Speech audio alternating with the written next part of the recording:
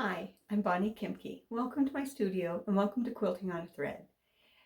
Today we're here in my cutting studio and I've taken my cutting mat off of my surface because I'm going to do something a little unusual today. Now normally my videos have a lot to do with quilting and especially on the cutie frame. But today I'm going to talk about something having to do with vintage materials.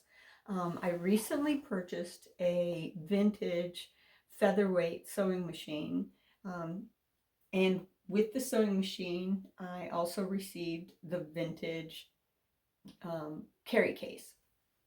So this case is 75 or so years old, and when I got it, it had a very distinct odor.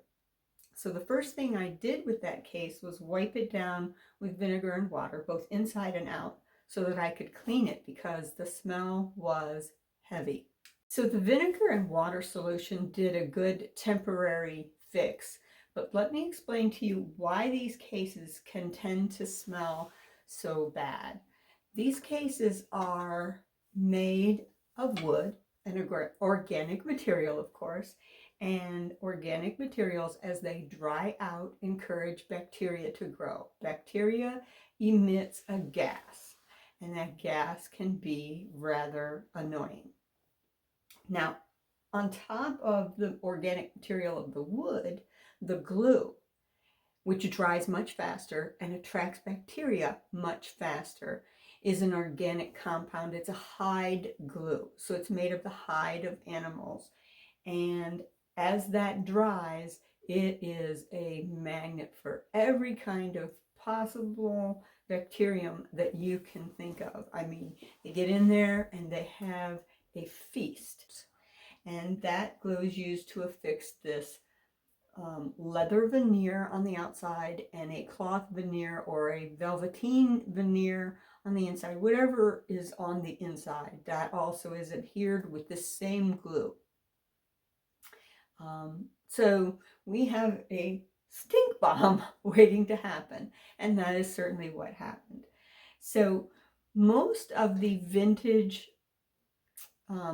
companies that sell and advise on how to take care of these cases, they'll tell you to go ahead and clean it, and then like possibly use a Sharpie marker to color all the marks and whatnot. You'll use a wood glue to reattach the covering. You'll then use, after the wood glue and the marker dries, then you'll use a scuff cover to go over the entire case. And when that's done, you'll come in and do a regular shoe black over the entire case, and you'll buff it out with your nice buffing. And then you're done, right? Well, you haven't at that point done anything to handle the odor. That odor is still there. So setting these things aside, what I then do is come in with an oil and wax. What I used is Howard's Feed and Wax. It's an oil-based product with a beeswax in it, and it has a very nice like citrusy beeswax smell. So it's citrus and beeswax. Well, this stuff is really, really thick. So what I do is I take it and glomp some of it out on a plate so that I can deal with it, because this stuff is really thick in there, and it doesn't come out of the spout without really killing yourself to do it. So about a week ago, I wiped this down inside and out with the Howard's Feed and Wax. I haven't opened the case since, so I'm going to open the case right now and see if the odor has returned, because after I did the vinegar and water wipe down and a sudsy wipe down and then vinegar and water again, 2 days later the odor came back. So this has been sitting closed for about a week.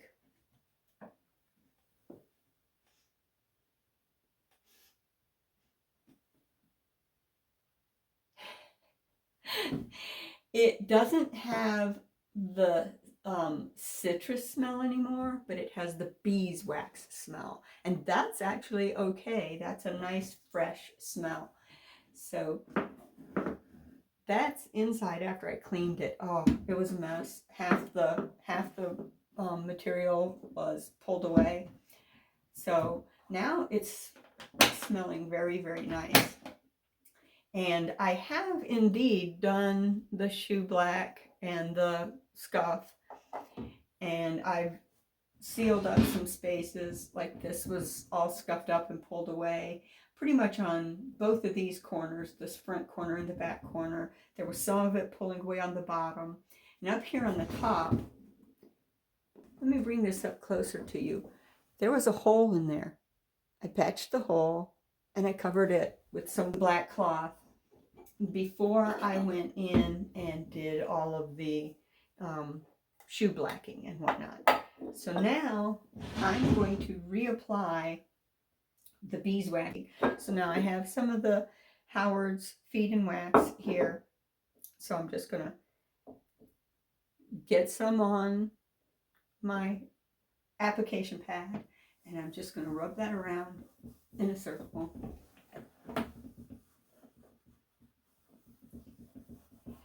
So what this wax does, this Howard Feed and Wax, even though I've already polished this, the polish actually would want to lock in and lock out. But this Howard's Feed and Wax will penetrate the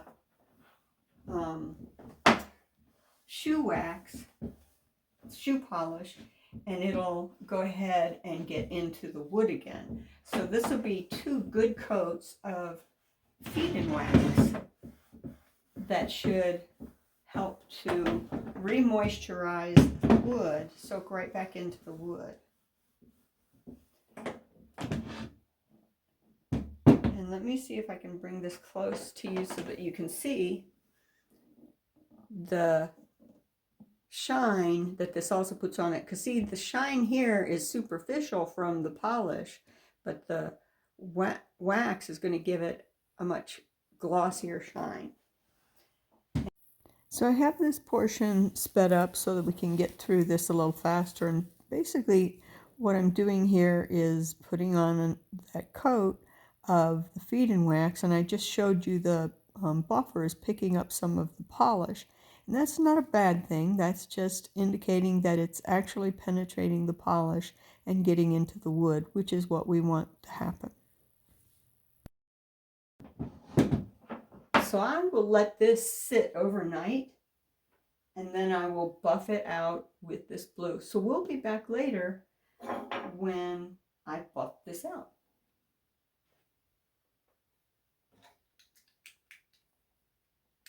All right, so I'm back now.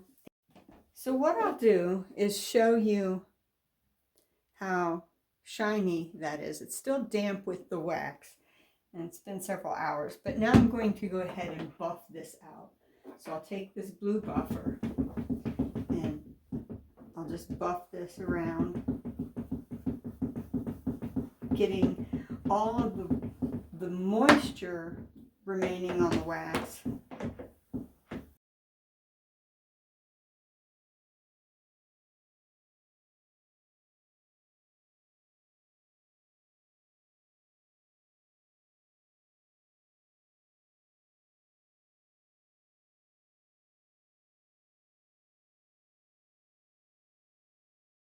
Now see, the difference between using oil and wax and just using the polish is that polish sits on the surface and wax penetrates, wax and oil penetrates, and then once it's done and you've buffed it out,